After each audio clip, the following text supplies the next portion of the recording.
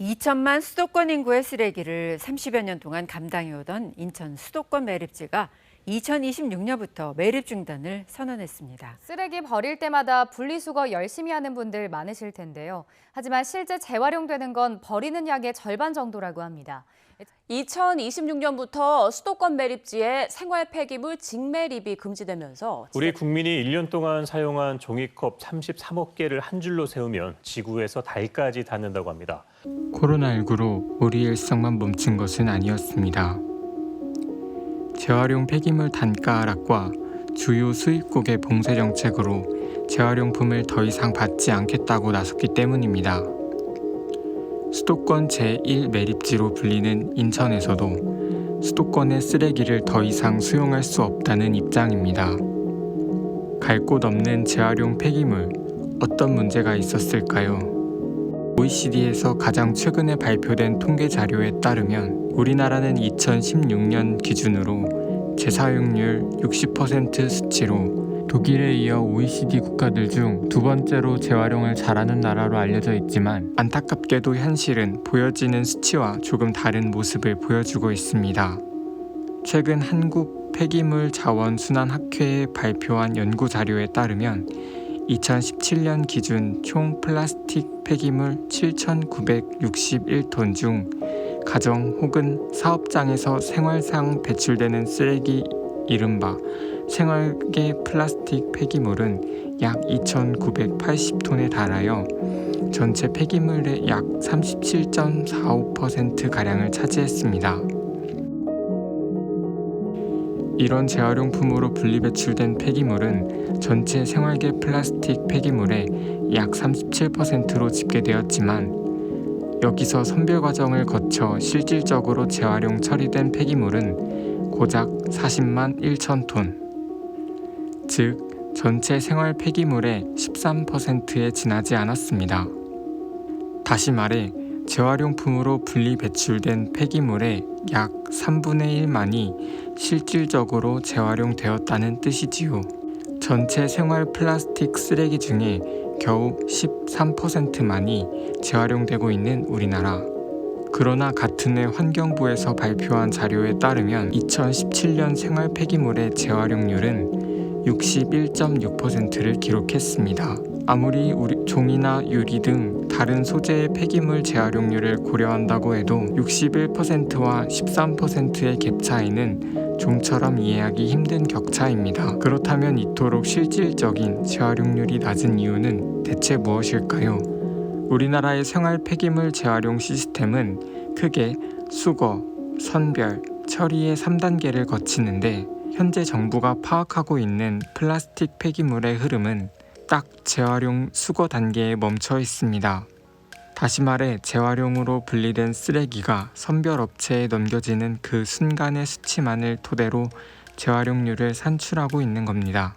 따라서 환경부에서 발표하는 자료상의 수치는 재활용 폐기물로 수거된 쓰레기가 실제로 재활용이 가능한 폐기물로 선별되었는지에 대해서는 아무것도 반영하고 있지 않은 셈이죠.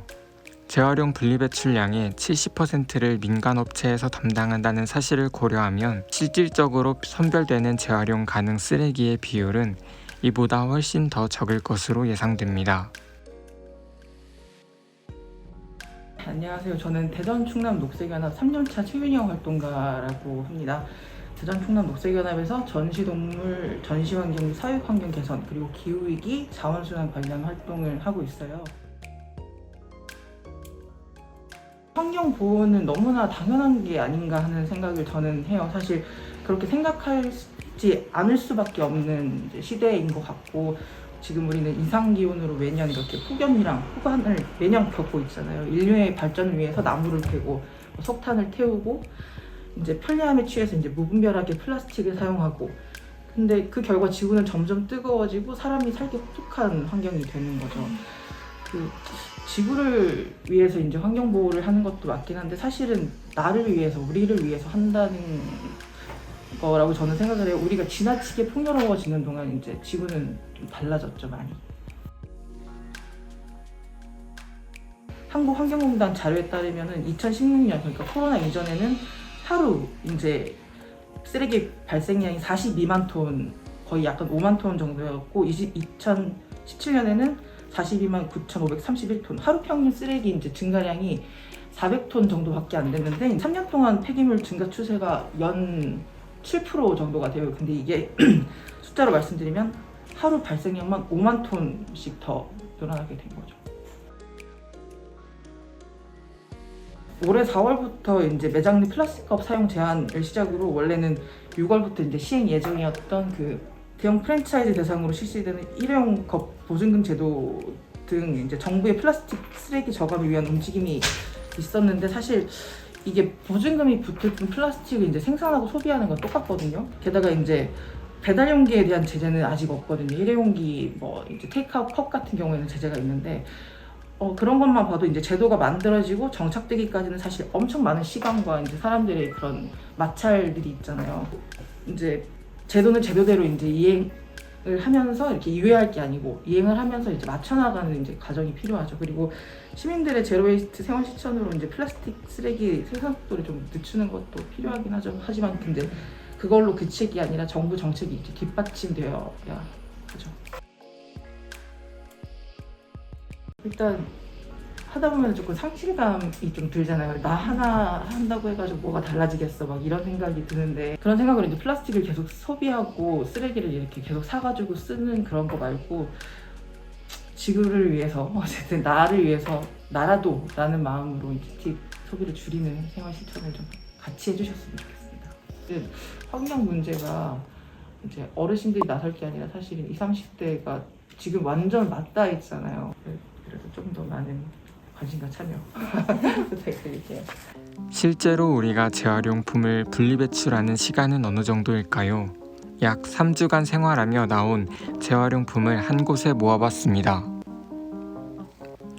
페트병, 비닐류, 병뚜껑, 투명 플라스틱, 바지, 유리병, 캔, 스티로폼 등 실생활에서 자연스럽게 발생하는 제품들이었습니다. 그리고 환경부에서 제공하는 재활용품 배출 가이드를 참고해 진행했습니다.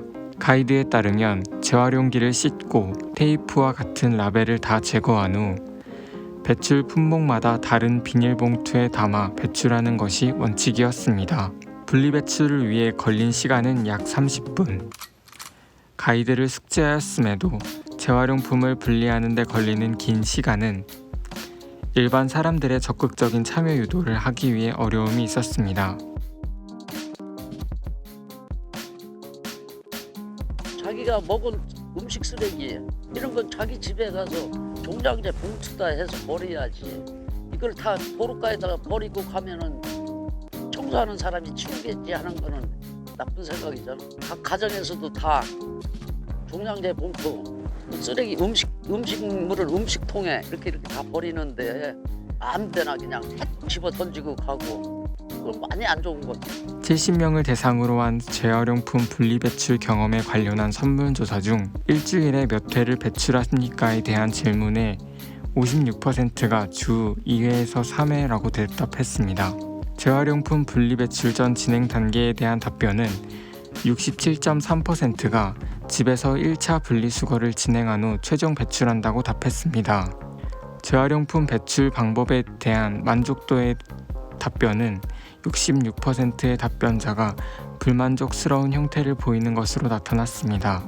불만족의 가장 큰 원인은 각기 다른 분리배출 방법이 어려워서였고 분리배출에 대한 설명 부족과 요일별로 정해진 품목이 뒤를 이었습니다.